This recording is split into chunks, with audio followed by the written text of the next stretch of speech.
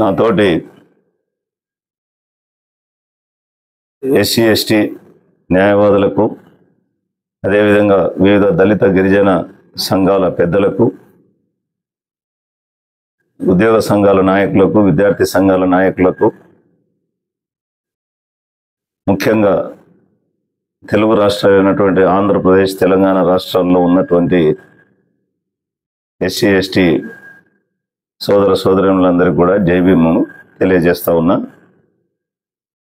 ఇటీవల supreme court SC వర్గీకరణ పైన ఇచ్చినటువంటి తీర్పు విషయంలో ఒక నిష్పాక్షికమైనటువంటి విశ్లేషణ చేశాను. దాన్ని ఇంతకుముందు ఆంగ్లంలో, ఇంగ్లీష్లో కూడా నేను చెప్పడం జరిగింది, మీతో భావాలు పంచుకోవడం జరిగింది. అయితే ఇప్పుడు ఈ యొక్క ఎస్సీ వర్గీకరణ పైన సుప్రీంకోర్టు ఆగస్టు 1వ తారీఖున 7 జడ్జి బెంచ్ వెనుకబాటుతనం ఆధారంగా గ్రూపులుగా విభజించి వారికి రిజర్వేషన్ల పంపిణీ చేయాలన్నటువంటి తీర్పు పైన మనం ఈరోజు చూస్తూ ఉన్నాం. దేశవ్యాప్తంగా తీవ్రమైనటువంటి చర్చ, ఒక పక్క వేడుకలు, మరొక పక్క నిరసనలు జరుగుతూనే ఉన్నాయి. మనందరికీ తెలిసినట్లుగా ఇది 2004వ సంవత్సరంలోనూ E V Chinnaiah versus state of Andhra Pradesh కేసులో సుప్రీంకోర్టు విద్యా సంస్థలు మరియు ప్రభుత్వ ఉద్యోగాల్లో, సేవలలో రిజర్వేషన్ల ప్రయోజనం కోసం రాష్ట్ర శాసనసభలు షెడ్యూల్డ్ కులాలను వర్గీకరించేటువంటి అధికారం శాసనసభలకు లేదని ఆ రోజు 5 న్యాయమూర్తుల బెంచి తీర్పునిచ్చింది. ఆ తీర్పును ఈరోజు తోసిపుచ్చి రాష్ట్రాలకు ఆ హక్కు ఉంది అని చెప్పి సుప్రీంకోర్టు జడ్జిమెంట్, మనం తీర్పును మరి చూసాం. ఈ యొక్క తీర్పులో 6 మంది సుప్రీంకోర్టు న్యాయమూర్తులు వర్గీకరణకు అనుకూలంగాను, జస్టిస్ బాలా త్రివేది గారు వ్యతిరేకంగాను తీర్పు ఇవ్వడం జరిగింది. అయితే ప్రస్తుత తీర్పు పర్యవసానంగా షెడ్యూల్డ్ కులాల వర్గాల మధ్యన విభజన మరింత తీవ్రమైంది. చాలా దురదృష్టం. అంతేకాకుండా ఈ యొక్క విభజన ఏదైతే ఈనాటికే మనం చాలా మరి విడదీయబడి ఉన్నాం. మరి ఈ యొక్క విభజన మరింత ఈ ఆధిపత్య కుల ఆధారిత వివక్షత పూరిత భారతీయ సమాజంలో మన యొక్క సామూహిక స్వరాన్ని, అంటే కలెక్టివ్ వాయిస్ను, అదేవిధంగా మన బార్గెనింగ్ పవర్ని, ఆ శక్తిని కూడా బలహీనపరిచినటువంటి వాస్తవాన్ని మనం గమనించాల్సినటువంటి అవసరం ఉంది. మరి రాష్ట్ర శాసనసభల ద్వారా షెడ్యూల్డ్ కులాల ఉపవర్గీకరణ చట్టబద్ధమే అని జరగడమే అవసరమని చెప్పడమే కాకుండా, ఈ క్రీమీ లేయర్ ఉన్నటువంటి షెడ్యూల్డ్ కులాల ఎస్టీలలో క్రీమీ లేయర్కు సంబంధించి ఈ బెంచ్లోని కొంతమంది న్యాయమూర్తులు చేసినటువంటి వ్యాఖ్యలు, ఏదైతే వాళ్ళ అబ్జర్వేషన్స్ కానీ, కామెంట్స్ కానీ, ఇవి కూడా తీవ్రమైనటువంటి అలజడిని సృష్టించినటువంటి వాస్తవాన్ని మనం గమనించాల్సినటువంటి అవసరం ఉంది. అయితే ఈ అభిప్రాయాలు ఏదైతే క్రీమీ లేయర్ పైన చెప్పినటువంటి అభిప్రాయాలు, అవి వారి యొక్క అభిప్రాయాలే తప్ప ఆ సుప్రీంకోర్టు ముందున్నటువంటి ఇష్యూ ఏదైతే ఉందో, ఆ సమస్య ఏదైతే ఉందో దాంట్లో భాగం కాదు. కాబట్టి ప్రభుత్వాలు ఈ యొక్క అభిప్రాయాలకు కట్టుబడి ఉండాల్సిన అవసరం లేదు, క్రీమీ లేయర్ను గురించి ఆలోచించాల్సిన అవసరం లేదు. అయితే ఈ అభిప్రాయాలతో, ఈ పరిశీలనలతో సాకు తీసుకొని రేపు రాబోయే రోజుల్లో అటువంటి మళ్ళా ఫర్దర్ డివిజన్ కూడా, క్రీమీ లేయర్ డివిజన్ అని తీసుకొచ్చేటువంటి అవకాశానికి తావిచ్చినటువంటి ఈ యొక్క వ్యాఖ్యలు ఉన్నాయన్నది మనం గమనించాలా. అయితే నేను ఈ క్రీమీ లేయర్ వివాదం గురించి నేను ప్రత్యేకంగా మరొకసారి మీతో నేను మాట్లాడతాను. ఇప్పుడు ప్రస్తుతం ఈ ఎస్సీ ఎస్టీలలో క్రీమీ లేయర్ పైన ఈ న్యాయమూర్తులు చేసినటువంటి సూచనల విషయంలో ఉప కులాలతో సంబంధం లేకుండా మొత్తం దళిత సంఘాలన్నీ కూడా, ఇక్కడ మనందరం ఏకమైన మొత్తం దళిత సంఘాలన్నీ కూడా, ఎస్సీ ఎస్టీ సంఘాలన్నీ కూడా తీవ్ర ఆగ్రహం వ్యక్తం చేసినాయి. అంతేకాకుండా యునానిమస్గా ఈ యొక్క ఆగ్రహానికి భయపడి అన్ని రాజకీయ పార్టీలు కూడా మన దళితుల, గిరిజనుల గొంతుతో వాళ్ళ మద్దతు ఇవ్వాల్సినటువంటి పరిస్థితి వచ్చింది. అయితే ఈ ఎస్సీ వర్గీకరణ తీర్పుకు సంబంధించినంత వరకు ఈ రోజు వరకు కూడా దేశాన్ని పాలిస్తున్నటువంటి అధికార పార్టీ కానీ, ప్రధాన ప్రతిపక్ష పార్టీలు కానీ, మిగతా జాతీయ పార్టీలు కానీ ఎటువంటి స్పష్టమైనటువంటి వైఖరిని మరి ఈరోజు చెప్పకుండా, బహిర్గతపరచకుండా సందిగ్ధంలో ఉన్నాయి. ఎందుకంటే దీనికి అనుకూలమైన వ్యతిరేకమైనటువంటి ఒక స్పష్టమైన వైఖరితో బయటికి రాలేక వెయిట్ అండ్ వాచ్, వేచి చూచే ధోరణిని ఈరోజు ఈ యొక్క ప్రధాన రాజకీయ పార్టీలు అవలంబిస్తున్న విషయాన్ని మనం గమనించాలి. ఎందుకంటే ఇంతకుముందు మీరు గమనించండి, మోడీ ప్రభుత్వం, ఇప్పుడు కేంద్రంలో అధికారంలో ఉన్నటువంటి మోడీ ప్రభుత్వం 2024 ఫిబ్రవరిలో సుప్రీంకోర్టులో ఈ కేసు విచారణ జరుగుతున్నప్పుడు ఆ రోజు బలంగా వాదించింది. ఏమని వాదించిందంటే ఈ ఎస్సీ ఎస్టీలను రెండింటిని కూడా క్లాసిఫై వర్గీకరణించేదానికి మరి ఖచ్చితంగా దానికి కారణాలు ఉన్నాయి, మరి అది కేంద్రానికి రాష్ట్రానికి అధికారం ఇవ్వాల్సిందని చెప్పినటువంటి ఆనాటి మరి మోడీ ప్రభుత్వం ఈరోజు ఈ తీర్పు వచ్చిన తర్వాత ఈ తీర్పు కేవలం రాష్ట్రాలకు మాత్రమే ఈ అధికారం ఉంది అని చెప్పి రాష్ట్రాలు సబ్ క్లాసిఫై చేసుకోవచ్చని ఈ తీర్పులో ఉన్నది. కేంద్రం గురించి ప్రస్తావన లేదు కాబట్టి స్పష్టత లేకపోవడంతో ఏం మాట్లాడలేకుండా మౌనంగా ఉన్నటువంటి విషయాన్ని మనం గమనించాలి.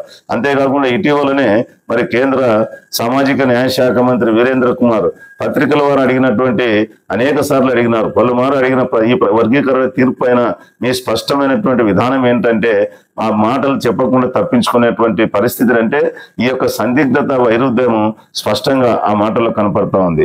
మరి ఈ యొక్క తీర్పుకు తక్షణమైనటువంటి ఇమీడియట్ కారణమే, వాట్ ఈస్ ద బ్యాక్గ్రౌండ్ అని మనం ఆలోచన చేస్తే 5/1/2024 తేదీ 2024 సంవత్సరం జనవరి నెల 5వ తారీఖున ఆనాటి E V Chennaiah versus state of Andhra Pradesh అనేటువంటి 5 జడ్జీల సుప్రీంకోర్టు తీర్పు వ్యతిరేకంగా పంజాబ్ అండ్ వర్సెస్ దేవేంద్ర సింగ్ అంటే మిగతా వాళ్ళు దానిపైన ఈ 2020లో ఒక తీర్పు బెంచ్, న్యాయమూర్తుల బెంచ్, 5 బెంచ్ సూచన ఇచ్చింది. ఏమని ఇచ్చిందంటే అది తప్పు, దీన్ని లార్జర్ బెంచ్కి రెఫర్ చేయండి అని. అది ఇచ్చిన దాని పర్యవసానంగానే ఈ రోజు ఈ 7 జడ్జి బెంచ్కి 7 మంది న్యాయమూర్తుల బెంచ్కి ఈ సమస్య రావడం జరిగింది. అసలు ఆ దేవేంద్ర సింగ్ ఆ 2000 నాటి తీర్పులు అయితే క్లియర్ గా Chennaiah versus state of Andhra Pradesh లో షెడ్యూల్డ్ కులాల వర్గంలోని ఏ ఇతర విభజన కూడా అనుమతించబడదు. ఎందుకంటే ఇవన్నీ హోమోజినస్ గ్రూప్స్, సజాతీయ తరగతులు ఇవి. మరియు రాష్ట్ర శాసన సభలకు షెడ్యూల్డ్ కులాలలో ఉపవర్గీకరణ అమలు చేసేటువంటి అధికారం లేదు. ఎందుకంటే ఇది మరి భారత రాజ్యాంగంలోని ఆర్టికల్ 341 ప్రకారం రాష్ట్రపతికి మాత్రమే, అంటే పార్లమెంటుకు మాత్రమే రాజ్యాంగంలోని ఆర్టికల్ 341 సబ్ క్లాస్ 1 ప్రకారం షెడ్యూల్డ్ కులాల్లో చేర్చాల్సిన జాబితాను పేర్కొంటూ రాష్ట్రము లేదా కేంద్ర పాలిత ప్రాంతం యొక్క గవర్నర్ అంటే అసెంబ్లీ వీళ్ళతో సంప్రదించిన తర్వాత మాత్రమే నోటిఫికేషన్ జారీ చేయొచ్చు అని కోర్టు నిర్ద్వందంగా తీర్పునిచ్చింది. అంటే ఈ క్లాసిఫికేషన్ చేసేటువంటి అధికారం రాష్ట్రాలకు లేదు అని ఆ జడ్జిమెంట్ లో ఇచ్చింది. అయితే మనము ఇప్పుడు ఇమీడియట్ గా వచ్చిన ఈ సమస్య ఏంటంటే పంజాబ్ హైకోర్టులో ఉన్నటువంటి సమస్య, పంజాబ్ రాష్ట్రం వర్సెస్ దేవేంద్ర సింగ్ అనేటువంటి ఈ కేసులో ఈ 5 మంది న్యాయమూర్తులు ఏదైతే ఈ జడ్జిమెంట్ను ఇక్కడ 7 జడ్జి బెంచ్కి రెఫర్ చేశారో దాంట్లో ఒక సమస్య వచ్చింది. ఏమని వచ్చిందంటే 2006లో వాళ్ళు అక్కడ ఒక చట్టం చేశారు పంజాబ్లో. 2006లో షెడ్యూల్డ్ కులాలు మరియు వెనుకబడిన కులాల ఈ యొక్క సర్వీసెస్ రిజర్వేషన్స్ లో 2006లో ఒక చట్టంలో దాంట్లో సెక్షన్ 4(5) సబ్ క్లాస్ 5కు దాన్ని సవాలు చేస్తూ అక్కడ కేసు ఫైల్ చేసినారు. దాంట్లో ఏముందంటే ఈ పంజాబ్ ప్రభుత్వము ఈ రిజర్వ్ చేయబడినటువంటి ఈ సీట్లు ఏవైతే ఉన్నావో ఆ సీట్లు కూడా ఎస్సీల కోసం 50% ఖాళీలు వాల్మీకులు మరియు మజాబీ సిక్కులకు అంటే ఉపవర్గాలకు ఇవ్వాలని చెప్పి వాళ్ళు నోటిఫికేషన్ ఒక సర్క్యులర్ జారీ చేసినారు. అది ఎప్పుడు చేసినారు? 1975 సంవత్సరం మే 5వ తారీఖున ఆ సర్క్యులర్ను బేస్ చేసుకొని ఈ యొక్క చట్టాన్ని చేశారు. ఈ చట్టాన్ని చేసిన తర్వాత దాన్ని ఆ సర్క్యులర్ను పంజాబ్ మరియు హర్యానా హైకోర్టు డివిజన్ బెంచ్ అది కొట్టేసింది. ఆగస్టు 2006లో హైకోర్టు ఆదేశానికి వ్యతిరేకంగా వేసిన స్పెషల్ లీవ్ పిటిషన్ సుప్రీంకోర్టు మార్చి 2008 మార్చి 10వ తారీఖు 2008 E V Chennaiah state of versus Andhra Pradesh దానిపైన ఆధారపడి ఇట్లా సబ్ క్లాసిఫై చేసేదానికి మరి రాష్ట్రాలకు హక్కు లేదని కొట్టేసినారు. కొట్టేస్తే ఈ చెన్నయ్య కేసు కూడా మనం గమనించేస్తే 2004ది మరి మనకు Indira Sawhney versus union of India అని 1992లో 9 judge bench supreme court judge bench ఒక తీర్పు ఇచ్చింది. ఆ తీర్పులో ఏం చెప్పారంటే సుప్రీంకోర్టు సామాజికంగా మరియు విద్యాపరంగా వెనుకబడిన జాతులలో ఉపవర్గీకరణలు అమలు చేయడానికి మరి పర్మిషన్ ఉంది. అయితే ఇది ఎస్సీలకు ఎస్టీలకు కాదు. సో ఈ చట్టపరమైనటువంటి స్థానం ఏదైతే షెడ్యూల్ లీగల్ పొజిషన్ ఉందో దాని ఆధారంగా పంజాబ్ అండ్ హర్యానా ఎక్కువ డివిజన్ బెంచ్ ఏం చెప్పిందంటే ఓబీసీల వర్గీకరణ కోసం ఇందిరా సాహ్ని కేసులో నిర్దేశించిన సూత్రాలు ఎస్సీ ఎస్టీలకు ఓబీసీల ఉప విభాగం వర్తించదు, ఎస్సీ ఎస్టీలకు సబ్ క్లాసిఫికేషన్ రాదని ఆ తీర్పు ప్రత్యేకంగా ఉంది. కాబట్టి రాష్ట్రపతి జాబితాలో ఎస్సీల ఉపవర్గీకరణ లేదా సబ్ క్లాసిఫికేషన్ ఇంకా ఉపవర్గీకరణ ఒక ఉదాహరణగా ఇది వస్తుందని మేము భావించడం లేదని అది డిస్మిస్ చేసేందుకు ఆ డివిజన్ బెంచ్ పైన తీర్పు పైన పంజాబ్ ప్రభుత్వం అప్పీల్ దాఖలు చేసింది. అది 5 మంది జడ్జిల బెంచ్ ముందర వచ్చింది. 5 మంది జడ్జిల ముందర వచ్చినప్పుడు ఈ సుప్రీంకోర్టు 5 మంది జడ్జిల ముందర 2020 సంవత్సరంలో వచ్చినప్పుడు వాళ్ళు E V Chinnaiah versus state of Andhra Pradesh కేసులో సుప్రీంకోర్టు జడ్జిమెంట్స్ ఇచ్చిన దాన్ని విభేదించి ఇది ఈ విధంగా కాకుండా లార్జర్ బెంచ్కి దీన్ని రెఫర్ చేయాలి, పంపాలి అని చెప్పి దాని ఫలితంగానే ఇప్పుడు భారత ప్రధాన న్యాయమూర్తి చంద్రచూడ్ నేతృత్వంలో 7 మంది న్యాయమూర్తుల పెద్ద బెంచ్కి సరైనటువంటి మరి నిర్ణయం కోసం తీర్పు కోసం ఈ సూచన ఆ కేసును రెఫర్ చేశారు. ఈ 7 మంది న్యాయమూర్తుల ధర్మాసనంలో మరి ప్రతి విషయంలో కూడా ప్రతి అంశంలో కూడా ఒక జడ్జి జస్టిస్ శ్రీమతి బాలా ఎం త్రివేది గారు మరి వారు వాటిని డిఫర్ చేస్తూ సపరేట్ గా తీర్పిచ్చి మిగతా ఈ 6 మెజారిటీ బెంచ్ దీనికి అనుకూలంగా ఇచ్చింది. మరి ఇది ఒక కాంట్రవర్సీగా మనకు క్రియేట్ అయినటువంటి వివాదాస్పదమైన విషయాన్ని మనం చూస్తూ ఉన్నాం. మరి దీంట్లో తను రాసినటువంటి జడ్జిమెంట్ లో మన గౌరవ ప్రధాన న్యాయమూర్తి గారు ఏం రాశారంటే ఈవి చిన్నయ్య తీర్పులో జరిగినట్టుగా ఎస్సీ కమ్యూనిటీలు they are not homogeneous class, సజాతీయ తరగతి కాదు. తర్వాత సామాజిక వివక్ష మరి అంటరానితనంపై వారి అనుభవం ఆధారంగా ఎస్సీలుగా ఉమ్మడి రాజ్యాంగ గుర్తింపు ఉన్నప్పటికీ వాళ్ళంతా ఒక క్లాస్ గా గుర్తించినప్పటికీ వారిలో భిన్నత్వం లేదని దీని అర్థం కాదు. ఎందుకంటే ఎస్సీలలో కొన్ని వర్గాలు ఇతర ఎస్సీ వర్గాల పట్ల కూడా కొంత డిఫరెన్స్ చూపిస్తా ఉన్నారు, ఆ సందర్భాలు కూడా ఉన్నాయి. కాబట్టి క్లాసిఫికేషన్ అనేది ఈజ్ పర్మిజబుల్. కానీ దానికి ఒక్కటి మాట చేశారు, ఏమని చెప్పినారంటే కానీ అది ఒక అర్థమైన ఒక అథెంటికేటెడ్ డిఫరెన్స్ కనపడాల. ఏ విధంగా అంటే ఒక సమూహాన్ని మరొక సమూహం నుండి వేరుగా గుర్తించే స్పష్టమైన లక్షణం పైన ఆధారపడి ఉండాలా. దాన్ని చేసే ఉద్దేశంతో హేతుబద్ధమైనటువంటి ఒక రీజనబుల్ కనెక్షన్ కూడా ఉండాలా. సో ఈ యొక్క ఉపవర్గీకరణ లేదా సబ్ క్లాసిఫికేషన్ ఏదైతే ఉందో ఇది సబ్జెక్ట్ టు జ్యుడిషియల్ రివ్యూ.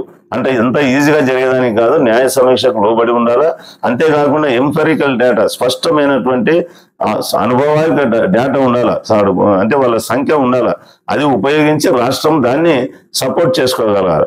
కాబట్టి ఉపవర్గీకరణ ఆ విధంగా చేసినప్పుడే ఉపవర్గీకరణ చేయాలనేది తీర్పు యొక్క సారాంశం. ఈ ఉపవర్గీకరణ ఏ విధంగా కూడా రాష్ట్రపతి జాబితా ముడిపడి ఉండదు. మరి దీనికి ఈ వివాదాస్పదమైనటువంటి షెడ్యూల్ కులాలకు మరి రాష్ట్రపతికి ఉండేటువంటి అధికారాన్ని అందించే 341కి ఎటువంటి ఉల్లంఘన కాదు అని ఆయన అభిప్రాయపడినాడు. మరి ఇందిరా సాహ్ని కేసులో 1992లో సుప్రీంకోర్టు ఏం చెప్పింది, 9 మంది జడ్జీల బెంచ్ ఆ తీర్పుతోనే ఇది డిఫర్ అవుతుంది, దీనికి వైరుధ్యముగా ఉంది. ఎందుకంటే ఇది ప్రత్యేకంగా ఓబీసీలను సబ్ క్లాసిఫికేషను ఏదైతే చేయగలుగుతామో అది ఎస్సీ ఎస్టీలకు వర్తించదు అని ఇందిరా సాహ్ని కేసులో సుప్రీంకోర్టు 9 మంది జడ్జీల బెంచ్ చెప్పింది. అయితే ఇక్కడ 6 మంది ఒక పక్క ఈ సబ్ క్లాసిఫికేషన్ అనుమతించినారు. కాబట్టి ఇక రాష్ట్రాల్లో ఎవరైతే ఎస్సీలో మరింత వెనుకబడి ఉన్నారో వారిని గుర్తించాలా, వారిని గుర్తించి ఎస్సీలలో కోటాలో ప్రత్యేక కోటా వారి కోసం కేటాయించవచ్చు అని చెప్పి ఇప్పుడు ఈ జడ్జిమెంట్ లో ఉన్నది. అయితే ఈ జడ్జిమెంట్ సబ్ క్లాసిఫికేషన్ అదేవిధంగా రాష్ట్రంలో ఉన్నటువంటి వివిధ సర్వీసుల్లో కానీ లేకపోతే ఎడ్యుకేషన్ ఇన్స్టిట్యూషన్స్ లో కానీ సంబంధించినటువంటి ఒక ఎంపెరికల్ డేటా, స్పష్టమైనటువంటి సంఖ్య ఆధారంగా అంటే బాగా దానిపైన పరిశీలన చేసి నువ్వు సెన్సస్ కలెక్ట్ చేసి తీసుకోవాలి. ఆ విధంగా తీసుకొని చేసినా కూడా నీవు ఈ క్లాసిఫికేషన్లో 100% రిజర్వేషన్లు ఒకరికి ఇవ్వాలనేది కూడా లేదు. కాబట్టి దీన్ని మరి మనము అనుమతించవచ్చు అని చెప్పి ఈ క్లాసిఫికేషన్ అనుకూలంగా ఆ జడ్జిమెంట్ ఇవ్వడం జరిగింది. అయితే దీంట్లో మనం ఇంకోటి గమనించాల్సిన అవసరం ఉంది. 7 మంది జడ్జీలలో ఎవరు కూడా దళిత వర్గానికి కానీ ఎస్టీ వర్గానికి చెందిన వాళ్ళు లేరు. కానీ ఒకే ఒక ఎస్సీ వర్గానికి చెందినటువంటి ఏకైక న్యాయమూర్తి జస్టిస్ బిఆర్ గవై కూడా ఈ ఎస్సీ వర్గీకరణను మరి చాలా క్యూరియస్ గా దీన్ని భారత ప్రధాన న్యాయమూర్తి యొక్క జడ్జిమెంట్ తో ఏకీభవించడం. అంతేకాకుండా ఆయన ఇంకొక మాట ఎక్కువ ముందుకు పోయాడు. ఏమని పోయాడంటే ఆర్టికల్ 341 అధికరణను, రాజ్యాంగ అధికరణను రిజర్వేషన్లకు ప్రాతిపదిక కాకుండా కేవలం అది ఐడెంటిఫై చేసేటువంటి ఒక సిస్టమ్ గా, ఒక ప్రాసెస్ గా దాన్ని గమనించాలని చెప్పి ఆయన వ్యాఖ్యానించడం, అది అత్యంత అట్టడుగు వర్గాల కంటే షెడ్యూల్డ్ కులాలకు రక్షణ మరియు వారి యొక్క డెవలప్మెంట్ అందించాలనేటువంటి ఆర్టికల్ యొక్క అసలు ఉద్దేశాన్ని మరి వీకెండ్ చేస్తుంది, బలహీనం చేస్తుంది అనేటువంటి ఒక నేరో దృక్పథం తప్ప మరొకటి కాదని నేను భావిస్తా ఉన్నా. క్రీమీ లేయర్ సూత్రాన్ని షెడ్యూల్డ్ కులాలకు విస్తరించడంపై కూడా, దాన్ని అప్లై చేయడంపై కూడా ఆయన అభిప్రాయం, మరి ఆయన మద్దతు అనేకమైనటువంటి సామాజిక పరిణామాలకు మరి చట్టపరమైనటువంటి సమస్యలతో నిండి ఉన్నటువంటి పరిస్థితిని కూడా మనం గమనించాలి. అయితే ఆ 7 మందిలో ఒకే ఒక జడ్జి జస్టిస్ బాల ఎం త్రివేది గారు దాదాపు ప్రతి అంశంలో కూడా ఈ మెజారిటీ దీంతోని ఆమె విభేదిస్తూ వచ్చారు. ఎందుకంటే ఇది ఆమె ప్రకారం ఈవి చిన్నయ్య కేసును 7 మంది న్యాయమూర్తుల బెంచ్కి పంపడం సరైనది కాదని, ఇంకొకటి ఈ పూర్వాపరాలు మళ్ళీ రాష్ట్ర నిర్ణయాల సిద్ధాంతాలకు అనుగుణంగా ఇది లేదని ఆ కేసు. అంతేకాకుండా ఈవి చిన్నయ్య కేసులో ఉన్నటువంటి లాజికల్, అదేవిధంగా రేషనల్ థింకింగ్ ఏదైతే ఉందో అది ఎందుకు సరైనది కాదు, ఆ సుప్రీంకోర్టు వచ్చినటువంటి నిర్ణయం ఎందుకు సరైనది కాదు, దాన్ని నిరూపించడంలో ఇక్కడ ఈ జడ్జిమెంట్ ఇక్కడ ఇది ఫెయిల్ అయింది, విఫలమైంది. వివిధ కులాలు చారిత్రాత్మకంగా వివిధ స్థాయిలలో వివక్షతను ఎదుర్కొంటున్నది వాస్తవమే. షెడ్యూల్డ్ కులాలు ఒకసారి రాష్ట్రపతి జాబితాలో చేర్చబడితే ఆర్టికల్ 341 ప్రకారం రాష్ట్రపతి చేత నోటిఫై చేయబడితే వాళ్ళందరూ కూడా హోమోజినస్ క్లాస్ అంటే సజాతీయ సమూహమే తప్ప వారిని హెటరోజినస్ క్లాస్ గా గుర్తించడానికి వీలు కాదు. అంతేకాకుండా ఈ సమూహంలో ఉపవర్గీకరణ అనేది నిషేధించబడిందని చెప్పి ఆమె గట్టిగా తన జడ్జిమెంట్ లో చెప్పారు. అంతేకాకుండా సబ్ క్లాసిఫికేషన్ వర్గీకరణ అమలు చేయడానికి రాష్ట్రాలకు శాసనపరమైనటువంటి అధికారం లేదని కూడా ఆమె నిర్ధారించినారు. ఎందుకంటే రాష్ట్ర జాబితా లేదా ఉమ్మడి జాబితా వాటిని అలా చేయడానికి ఎక్కడ కూడా కంకరెంట్ లిస్ట్ లో కానీ స్టేట్ లిస్ట్ లో కానీ కాన్స్టిట్యూషన్ రాజ్యాంగంలో ఉపకులాలనుగా విభజించవచ్చు, అది ఆ పవర్ రాష్ట్రాలకు ఉంది అని చెప్పి దాంట్లో లేనటువంటిది కూడా ఆమె స్పష్టంగా దాంట్లో చెప్పడం జరిగింది. అంతేకాకుండా ఈ ఉపవర్గీకరణకు వ్యతిరేకంగా అభిప్రాయం ఎస్సీ వర్గీకరణ సరైనది మరి చట్టబద్ధమైనది కాదని చెప్పడానికి ఒక బలమైనటువంటి కారణాన్ని ఇచ్చినటువంటి ఇవన్నీ కారణాలుగా ఆమె చూపిస్తా ఉంది. రాష్ట్రాల వారికి ఉపవర్గీకరణ అనేది రాజ్యాంగంలోని 341 ప్రకారం రాష్ట్రపతి నోటిఫికేషన్ తో ముడిపెట్టడం తప్ప మరొకటి కాదని, ఇది రాజకీయ ప్రక్రియకు రాజకీయ జోక్యానికి దూరంగా ఉండాలనే ఉద్దేశంతోనే ఈ యొక్క జాబితాలను కానీ లేకపోతే కులాలను చేర్చేటువంటి అధికారం కానీ ఇది కేవలం పార్లమెంటుకు మాత్రమే ఉంది కానీ రాష్ట్రాలకు లేదని, అది రాజ్యాంగం ప్రకారము అది రాజకీయపరమైన నిర్ణయాలు తీసుకోకుండా దాన్ని ఆ విధంగా పొందుపరిచారని చెప్పి ఆమె స్పష్టంగా దాంట్లో పేర్కొనడం జరిగింది. అందువల్ల ఈ ఎస్సీలు ఎస్టీలు జాబితాలను మనం సమగ్రతను కాపాడుకోవడం యొక్క ఇంపార్టెన్స్ ను కూడా ఆమె నొక్కి చెప్పారు. అందరూ కలిసి ఉండాల్సిన దాని ప్రాధాన్యతను కూడా ఆమె నొక్కి చెప్పారు. అంతేకాకుండా ఇప్పటికే వెనుకబడిన వర్గాలలో మరింత విభజనలు అంటే ఇప్పటికే డిసడ్వాంటేజ్డ్ సెక్షన్స్ ఇవి ఇంకా మనలో ఇంకా మనల్ని విడదీస్తుంది. మరి ఇవి సృష్టించడం వల్ల మనకేమవుతుందంటే ఈ షెడ్యూల్ కులాలుగా మూల కారణాన్ని ఏదైతే ఉన్నాయో ఈ వీటన్నింటిని దీనివల్ల మనకు అనైక్యత ఏర్పడుతుంది. మరి అసలైనటువంటి మూల కారణాన్ని పరిష్కరించేటువంటి ఆచరణాత్మక విధానం మరియు క్రమబద్ధమైనటువంటి పరిష్కార అవసరాలను అది చూడాలి కానీ ఇది చేయడం సరైనది కాదని ఆమె తీర్పు చెప్పింది. అంతేకాకుండా కేవలం వెనుకబాటు తనం ఆధారంగానే షెడ్యూల్డ్ కులాల ఉపవర్గీకరణ యొక్క పరిణామాలు రాజ్యాంగ ఆదేశాన్ని స్పష్టంగా తిరస్కరించడమే కాకుండా తీవ్రంగాను మరి ప్రతికూలంగా కూడా ఉండవచ్చు అనేటువంటి అభిప్రాయం ఇప్పుడు అందరిలో ఏర్పడతా ఉంది. మొదట్లో అసలు ఎస్సీ ఎస్టీలకు రిజర్వేషన్లు ఎందుకు వచ్చాయి ఆ మూలాన్ని మనం అర్థం చేసుకుంటే అది మంచిది. ఎందుకంటే ఈ అట్టడుగు వర్గాలకు రాజ్యాంగపరమైన భద్రతలు రిజర్వేషన్లు అందించడం వెనుకబాటుతనం వల్ల కాదు, అది గుర్తుపెట్టుకోవాలి మనం. Backwardness is not the criteria or basis for providing reservations to SC STs. ఎందుకంటే వేలాది సంవత్సరాల అనిశ్చిత మరియు సామాజిక వివక్షత అంటరానితనం కారణంగా మనకు ఈ ప్రత్యేక రక్షణలు ఇచ్చారు. మరి ఈ దుర్మార్గ కుల వ్యవస్థ ఏదైతే ఉందో ఈ యొక్క మనవాద వ్యవస్థ, ఈ వ్యవస్థ ద్వారా వచ్చినటువంటి పరిణామాలు అది మన పైన కొనసాగిస్తున్నటువంటి వివక్ష కారణంగా మనకు వీరు ఎస్సీలకు తర్వాత ఎస్టీలకు విద్య కానీ లేదా ఏదైనా ఒక హెల్ప్ఫుల్ యాక్టివిటీస్ కలిగి ఉండేదానికి కానీ అనుమతి అనేది లేదు. మరి రిజర్వేషన్లు అనేది ఈ వెనుకబడిన ఏ జాతులు అయితే ఉన్నాయో disadvantage sections, socially and educationally backward class అంటే ఎస్సీ ఎస్టీస్కు వీళ్ళకు ఏదైనా అవకాశం కల్పించడానికి వారు తీసుకొచ్చేదానికి విద్య మరియు ఉపాధి మరియు ప్రజా జీవితంలో వారికి సరైనటువంటి ప్రాతినిధ్యం కల్పిస్తూ భారతీయ సమాజం యొక్క సామాజిక, ఆర్థిక మరియు రాజకీయ కార్యకలాపాలలో వారి భాగస్వామ్యాన్ని నిర్ధారించడానికి ఇది ఒక సానుకూలమైనటువంటి ఒక నిశ్చయాత్మకమైనటువంటి చర్య, ఒక వ్యవస్థ, అది రిజర్వేషన్ల వ్యవస్థ. రాజ్యాంగంలోని 15వ పార్టు కేంద్ర మరియు రాష్ట్రాలలో ఎస్సీ మరియు ఎస్టీల రిజర్వేషన్ గురించి వివరిస్తుంది. రాజ్యాంగంలోని ఆర్టికల్ 15 సబ్ క్లాస్ 4 మరియు రాజ్యాంగంలోని ఆర్టికల్ 16 సబ్ క్లాస్ 4 కేంద్ర మరియు రాష్ట్ర ప్రభుత్వాలు ఎస్సీ ఎస్టీలకు ప్రభుత్వ ఉద్యోగాలలో, సేవల్లో రిజర్వేషన్లు కల్పించేదానికి మరి వీలు కల్పిస్తూ ఉంది. రాజ్యాంగంలోని ఆర్టికల్ 15 సబ్ క్లాస్ 4 ఈ ఆర్టికల్ లేదా ఆర్టికల్ 29లోని క్లాస్ 2లో కూడా సామాజికంగా మరియు విద్యాపరంగా వెనుకబడిన వర్గాల పౌరులు లేదా ఎస్సీ ఎస్టీల కోసం ఎటువంటి ప్రత్యేక నిబంధనలు చేయకుండా మరి చేసేదానికి రాష్ట్రాలకు కూడా అధికారం ఇచ్చింది. కాబట్టి రాజ్యాంగంలో ఎక్కడ సామాజిక కలంకం, అంటరానితనం మరియు వివక్షతకు గురైన ఎస్సీలకు ఈ బ్యాక్వర్డ్నెస్ బేసిస్ వెనుకబడిన ప్రమాణం అనేది ఎక్కడ కూడా చూపించలేదు. సామాజిక మరియు ఆర్థిక రంగాలలో ఎస్సీలు కొంత పురోగతి సాధించి ఉంటే అది సమాజంలో ఇప్పుడు అన్ని రంగాలతో పాటు వాళ్ళు సమానంగా పరిగణించబడుతున్నారు అనేటువంటి అర్థం కాదు. అది ఉపవర్గీకరణ ఆలోచన. అంటే ఈ క్లాసిఫికేషన్ ఎస్సీలు మరియు ఎస్టీలు ఏదైతే ఉన్నదో ఈ ఎస్సీ ఎస్టీల యొక్క వెనుకబడిన కులాలు అకస్మాత్తుగా తగిన ప్రాతినిధ్యం వస్తాయని మనం ఈ యొక్క తీర్పు ఆ విధంగా భావిస్తున్నట్లుగా ఉంది. అయితే ఈ యొక్క ఇమాజినేషన్, ఈ ఊహ, ఈ తీవ్ర అట్టడుగు స్థితి నుంచి ఈ కులాల యొక్క చారిత్రాత్మక మరియు క్రమబద్ధమైనటువంటి డిసడ్వాంటేజెస్ ఏవి ఉన్నాయో దాన్ని విస్మరిస్తుందని అయితే నేను భావిస్తా ఉన్నా.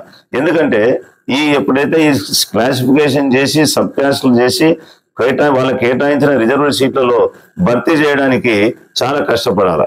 పర్యవసానంగా ఒకవేళ అది వీలు కాకపోతే ఏం చేస్తారంటే ఇది లేరండి, ఇప్పటికే మనం చూస్తా ఉన్నాం ఎక్కడైనా కానీ సరైనటువంటి ఎస్సీ ఎస్టీలు లేరు కాబట్టి దీని వెంటనే ఓపెన్ కేటగిరీ, ఈ రోస్టర్ సిస్టంలో ఓపెన్ కేటగిరీకి బదలాయించేటువంటి ఈ ప్రమాదం మనం ఆల్రెడీ అనుభవిస్తా ఉన్నాం. మరి దీని విధంగా ఈ ఏదైతే పూర్తి చేయబడినట్టు ఈ సీట్లు ఉన్నాయో అన్రిజర్వ్డ్ లేదా ఓపెన్ కేటగిరీకి బదిలీ చేయొచ్చు. కాబట్టి ఈ రిజర్వేషన్లు నువ్వు సబ్ క్లాసిఫికేషన్ చేసే ప్రయోజనాలు కూడా డైల్యూట్ అయిపోయి అనుకున్న లక్ష్యం సాధించనే పరిస్థితికి దారితీసేటువంటి మరి అసలు యొక్క ఉద్దేశం దెబ్బతింటదేమో అనేది ఒకసారి ఆలోచించాలి. కాబట్టి మెజారిటీ తీర్పు ఈ క్లాస్ వర్గీకరణ ఒక మెరుగైన ప్రాతినిధ్యానికి దారితీస్తున్నటువంటి భావన స్పష్టంగా అది లోపభూయిష్టంగా ఉందని చెప్పి మరి ఈ జడ్జిమెంట్ ద్వారా మనకు కనపడుతుంది. అంతేకాకుండా ఎస్సీ ఎస్టీలలో వెనుకబడిన వారికి నాణ్యమైన విద్య మరియు ఉద్యోగ అవకాశాలు అందుబాటులో లేకపోవడం, అంతేకాకుండా మనం అంతా చిన్నపాటి ఉద్యోగాలకే పరిమితం కావడం, అంటే అంతా మీనియల్ జాబ్స్ మనం గమనించాలి. ఎస్సీ ఎస్టీలకు ఎటువంటి జాబ్స్ వస్తున్నాయి? క్లాస్ 4, క్లాస్ 3, మరి ఇప్పుడు క్లాస్ 1 అవన్నీ కూడా మరి ఉన్న రిజర్వేషన్లో ఆటికాటికి వస్తూ ఉన్నాయి. మరి ఈ పరిమితం అయినటువంటి కావడం, ఈ ప్రాథమిక సమస్యలు ఏవైతే ఉన్నాయో అవి పరిష్కరించకుండా ఎందుకు మనం సరైనటువంటి ప్రాతినిధ్యం ఈ సర్వీసెస్ లో కానీ లేకపోతే ఉద్యోగాలు లేదో ఆ సమస్యలకు దారి తీసినటువంటి వాటిని పరిష్కారం చేయకుండా కేవలం వర్గీకరణ అనేటువంటి దాన్ని సృష్టించడం వల్ల అర్థవంతమైనటువంటి ప్రాతినిధ్యం లభించే అవకాశం లేదు. మరోవైపు ఈ విభజన ఏదైతే ఉన్నదో మరి ఇది మన యొక్క డివిజన్ ని మనల్ని ఇంకా అది ఎక్కువ చేస్తుంది, శాశ్వతం చేస్తూ ఉంది. మరి మరింత విభజనకు దారితీస్తుంది. సామాజిక, రాజకీయ మరి ఆర్థిక అన్యాయాలు, ఈ వివక్షతకు మనం వ్యతిరేకంగా పోరాడడానికి అవసరమైనటువంటి ఒక యునైటెడ్ పవర్ని, ఒక సంఘీభావాన్ని, ఆ శక్తిని బలహీనపరుస్తుందన్నటువంటి ఒక కోణాన్ని కూడా మనం ఆలోచించాల్సిన అవసరం ఉంది.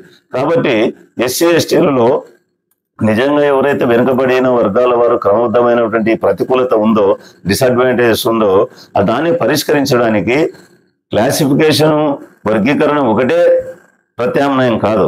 దానికి స్కాలర్షిప్లు దండిగా ఇవ్వడం, నైపుణ్యాభివృద్ధి కార్యక్రమాలు పెట్టడం, అంతేకాకుండా ఫండమెంటల్ ప్రాథమిక ప్రైమరీ లెవెల్ నుంచి నాణ్యమైనటువంటి విద్యను మన వాళ్ళకి అందించడం, అంతేకాకుండా ఈ విద్య మరియు ఆర్థిక సహాయ కార్యక్రమాలు బాగా మెరుగుపరచడానికి ఒక సమర్థమైనటువంటి ప్లాన్ ఆఫ్ యాక్షన్, ఒక వ్యూహాన్ని అనుసరించడం ద్వారా మరి ఈ మెంటర్షిప్ అనేది, ఇంటర్నెట్షిప్ ప్రోగ్రామ్స్ అనేవి ఈ అట్టడుగు వర్గాల విద్య మరి ఉపాధిలో అంతరాయాన్ని తగ్గించడంలో, ఈ డిఫరెన్స్ ఏదైతే ఉన్నదో, వేరియింగ్ డిఫరెన్సెస్ ఉన్నాయో అది తగ్గించడంలో ఇటువంటి చర్యలు సహాయపడతాయి అన్నటువంటి ఒక భావన మరి కూడా స్పష్టంగా మనకు వస్తూ ఉంది.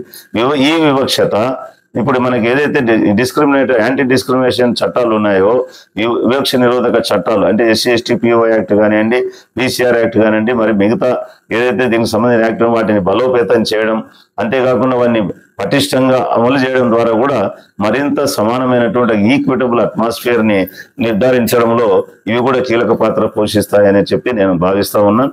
మరి ఈ ప్రాథమిక మరి పునాది సమస్యలపైన దృష్టి సారించడం ద్వారా అది సాధిస్తే ఈ వెనుకబాటుతనం అనేది అది పోతుంది. కాబట్టి వెనుకబాటుతనాన్ని సాకుగా చూపి SC/STలను విభజించకుండా మనము మన లెవెల్స్ ను పెంచుకునే దానికి కూడా దీని ద్వారా అవకాశాలు ఉన్నాయి అని చెప్పి ఒక ఆల్టర్నేటివ్ ప్రపోజల్ కూడా మనం గమనించాల్సిన అవసరం ఉంది. అంతేకాకుండా ఇంకోటి చూద్దామండి, ఈ తీర్పును అనుసరించి కూడా ఈ సబ్ క్లాసిఫికేషన్ ప్రభుత్వ ఇష్టాల అభిలాషలతో చేయలేం. అంటే ఇప్పుడు ఇక్కడ ఆంధ్రప్రదేశ్ గవర్నమెంట్లో చేస్తే మరి దాని మీద మన సుప్రీంకోర్టులో స్టే వచ్చినట్లు అట్లా కాకుండా ఇవి ఏం చేయాలి, ఈ కోర్టులోనే తీర్పులోనే స్పష్టంగా ఉంది. ఏమనిందంటే అన్ని ఉపకులాల యొక్క అనుభవిక డేటా, వాళ్ళ ఎక్స్పీరియన్స్ ఏముంది, మరియు అటువంటి సమూహాల్లో అటువంటి గ్రూప్స్ లో ఎవరు అత్యంతంగా వెనుకబడినటువంటి వాళ్ళు ఉన్నారు, వాటిని గుర్తింపు ఆధారంగానే జరగాల క్లాసిఫికేషను. వాటిని గుర్తింపు ఆధారంగా జరగాలంటే ఈ ప్రయోజనం కోసం మనం ముందు అది చేయాలంటే ఆ డేటా కలెక్షన్ చేయాలి, ఎంపరికల్ డేటా చేయాలంటే SCలు మరియు STలో ప్రతి ఒక్క సమూహం యొక్క అంటే ఆ ఉపకులాలు ఏదైతే ఉన్నాయో వాటి యొక్క సామాజిక ఆర్థిక స్థితిగతులపై ఖచ్చితమైనటువంటి డేటాను సేకరణ చేయాలి. దీనికోసం ఏం చేయాలా, క్యాస్ట్ సెన్సస్ కులగణన చేయాలా. కులగణన చేయాలంటే భారతదేశంలో కులగణన అనేది కూడా చాలా అవసరమైనది. ఎందుకంటే కులగణన అనేది ఇటువంటి స్పష్టమైనటువంటి విధానాలను రూపొందించడానికి అవసరమైనటువంటి అనుభవిక సాక్ష్యాలను అందిస్తుంది. ఈ కుల గణన నిర్వహించడం వల్ల ఈ వర్గాలలో ఆర్థికంగా మరియు ఇతర అసమానతలు ఎంతవరకు ఉన్నాయో మనకు స్పష్టంగా తెలుస్తుంది. సమాజంలోని అట్టడుగు వర్గాల మధ్య ఉన్న క్రమబద్ధమైనటువంటి వివక్షతను మరియు విభజనను సమర్థించడం కోసం మరి సామూహిక మన కలెక్టివ్ బార్గెనింగ్ పవర్ని మరి అదేవిధంగా మన ఐక్యతను బలహీనపరిచేందుకు అగ్రవర్ణాలచే ప్రచారం చేయబడి కొనసాగించబడుతున్నటువంటి అంటే మన దాంట్లోనే SC/STలో ధనికులు ఉన్నారు, పేదలు ఉన్నటువంటి అపోహను తొలగించడానికి కుల గణన అవసరమవుతుంది. మనం గుర్తుపెట్టుకోవాలా, ఈ కుల గణనను ఈరోజు ప్రస్తుతం RSS నేతృత్వంలోని మోడీ ప్రభుత్వం కుల గణనను పూర్తిగా వ్యతిరేకిస్తుంది, స్పష్టంగా వ్యతిరేకిస్తూ ఉంది. మరి అనేక రాష్ట్రాలు ఈరోజు రాష్ట్ర ప్రభుత్వాలు, రాజకీయ పార్టీలు, పౌర సమాజం, ముఖ్యంగా దేశవ్యాప్తంగా ఉన్నటువంటి SC/ST OBC సంస్థలు గొంతెత్తి డిమాండ్ చేస్తూ ఉన్నాయి. కుల గణన జరపండి, మా యొక్క సాంఘిక ఆర్థిక పరిస్థితుల పైన ఒక స్పష్టమైన డేటా తీసుకొని 2010 సంవత్సరం నుంచి ఆ రోజు జరిగిన క్యాస్ట్ సెన్సస్ ను కూడా ఈ రోజు వరకు బహిర్గతపరచలేదు. ఎందుకంటే వాళ్ళకి తెలుసు ఈ SC/ST కులగణనలు జరిగితే ఈ కులగణన ద్వారా దళిత గిరిజన వెనుకబడిన వర్గాలలో ఒక చైతన్యం వస్తుంది. చైతన్యం రావడమే కాకుండా మరి ఎందుకు మనల్ని ఈ విధంగా అనగొదొక్కుతున్నారనే ఆ చైతన్యం వచ్చినప్పుడు ఈ ప్రభుత్వం యొక్క మనువాది బ్రాహ్మణ ఆధిపత్య మెజారిటేరియన్ ఈ విభజన అజెండాను మనకు స్పష్టంగా బయలుపరుస్తూ ఉంది. అందుకోసమే వాస్తవం ఒకటేమంటే మనం గమనించాలి, వాస్తవం కూడా గమనించాలి. SC/STలో కొంతమంది వ్యక్తులు లేదా కుటుంబాలు కొంత స్థాయిని, ఆర్థిక విజయాన్ని లేదా ఉపాధిని పొందినటువంటి మాట వాస్తవమే. గత ఈ 70 సంవత్సరాల పైన రిజర్వేషన్లు అయితే సమాజంలో వారి సామాజిక స్థితి, సోషల్ స్టేటస్ ఏమైనా మారిందే? మరి ఉద్యోగాల్లో కానీ IAS ఆఫీసర్లను చూస్తున్నాం, IPS ఆఫీసర్లను చూస్తూ ఉన్నాం, అనేక రంగాలలో చూస్తూ ఉన్నాం. హయ్యర్ పొజిషన్లో ఉన్న కూడా ఉన్నటువంటి SCల పరిస్థితి, STల పరిస్థితి ఏముంది? సమాజంలోని ఇతర వర్గాల వరకు అంటే తక్కువగా ఉంది. అంతేకాకుండా ఈ రోజు వరకు కూడా ఏ స్థాయిలో ఉన్న ప్రతి చోట కుల వివక్షతను, అణచివేతను, ఆ డిస్క్రిమినేషన్ వాళ్ళు ఎదుర్కొంటూనే ఉన్నారన్నటువంటి వాస్తవాన్ని మనం కాదనలేం, సప్రెస్ చేయలేం, అంటే అనగదొక్కలేం. సో ఈ వాస్తవాలు, ఈ పరిస్థితులు ఇవన్నీ కూడా మనం ఆకలింపు చేసుకొని ఎస్సీ వర్గీకరణ కేసులో మరి గౌరవనీయులైన మెజారిటీ న్యాయమూర్తుల యొక్క తీర్పు ఎస్సీల ఖచ్చితమైన సామాజిక ఆర్థిక స్థితిని పూర్తిగా పక్కన పెట్టింది. ఎస్సీలు మరియు ఎస్టీలకు రిజర్వేషన్లు కల్పించడంలో రాజ్యాంగ ఆదేశం స్ఫూర్తి ఏదైతే ఉందో అది దీంట్లో రిఫ్లెక్ట్ కాలేదు, ప్రతిబింబించలేదని చెప్పడానికి నేనైతే చింతిస్తా ఉన్నాను. జస్టిస్ బాలా ఎం త్రివేది గారి యొక్క జడ్జిమెంట్ లో బలమైనటువంటి నిర్మాణాత్మకమైనటువంటి భిన్నాభిప్రాయ తీర్పే కాకుండా బలమైనటువంటి సూచనలు కూడా ఉన్నాయి. కాబట్టి దీనికి ఆధారంగా చేసుకుని ఈ డిస్కషన్ ఇది తప్పనిసరిగా ఒక లార్జర్ బెంచ్ దీన్ని మళ్ళీ పునఃసమీక్షించాల్సినటువంటి అవసరం ఉంది.